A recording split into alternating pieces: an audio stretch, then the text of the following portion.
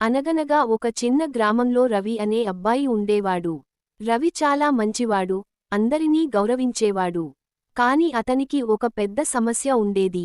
అది ఏమిటంటే, అతడు చాలా మతిమరుపు. ఏ పని చెప్పినా కొద్దిసేపటికే మర్చిపోవడం అతని అలవాటు. ఒకరోజు రవి తల్లి అతనితో, రవి, బజారుకు వెళ్లి బియ్యం, పప్పు, నూనె తీసుకురా అని చెప్పింది. రవి వెంటనే, సరే అమ్మా, ఇప్పుడే వెళ్ళి తీసుకొస్తాను అన్నాడు. బజారుకు వెళ్లే దారిలో అతనికి స్నేహితుడు సురేష్ కనిపించాడు. రవి, ఎక్కడికి వెళ్తున్నావు అని అడిగాడు. బజారుకు అని చెప్పి, ఏమి కొనాలి అనేది రవి మర్చిపోయాడు. సురేష్తో కొద్దిసేపు మాట్లాడాక రవి బజారులోకి వెళ్లాడు. అక్కడ బొమ్మల షాపు చూసి ఆగిపోయాడు. బొమ్మలు చూసుకుంటూ ఆట వస్తువులు కొనేశాడు. తర్వాత ఇంటికి వచ్చాడు. తల్లి అడిగింది, బియ్యం, పప్పు, నూనె ఎక్కడా?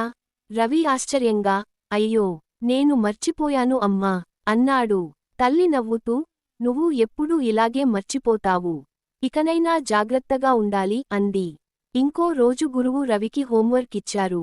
రేపటికి ఈ పాఠం చదివిరా అన్నారు. రవి ఇంటికి వెళ్ళాక టీవీ చూసుకుంటూ కూర్చున్నాడు. చదవడం మర్చిపోయాడు.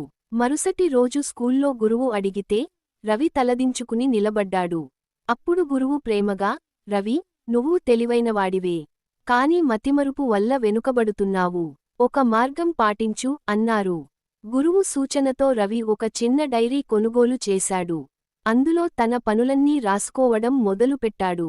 ఉదాహరణకు, అమ్మ చెప్పిన పనులు, హోంవర్క్, స్కూల్ పనులు, స్నేహితుల పనులు అన్నీ రాసుకుని ప్రతిరోజూ చూసేవాడు.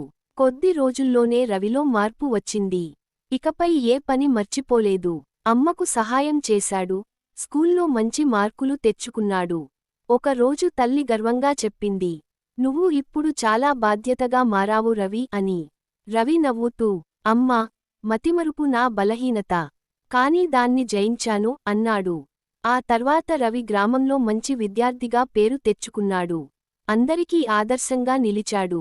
నీతి, బలహీనతలను గుర్తించి ప్రయత్నిస్తే వాటిని జయించవచ్చు.